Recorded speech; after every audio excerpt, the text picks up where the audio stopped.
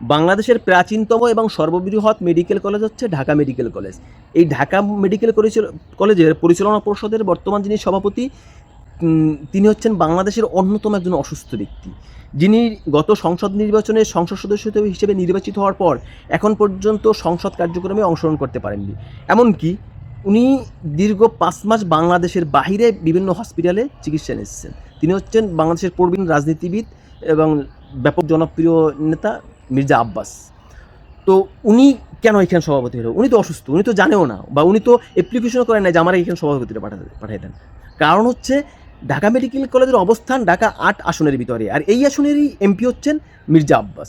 তো এখন কথা হচ্ছে যোগ্যতা অযোগ্যতা, সুস্থ অসুস্থ এগুলো কোনো ব্যাপার না, আপনি জন আকাঙ্ক্ষা বা প্রয়োজন এগুলো কোনো ব্যাপার না।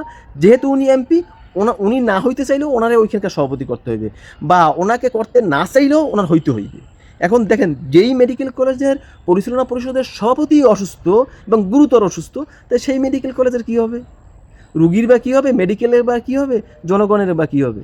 তা ধরে নিতে পারেন যে ঢাকা মেডিকেল কলেজ এখন অসুস্থ, এইটারই চিকিৎসা দরকার।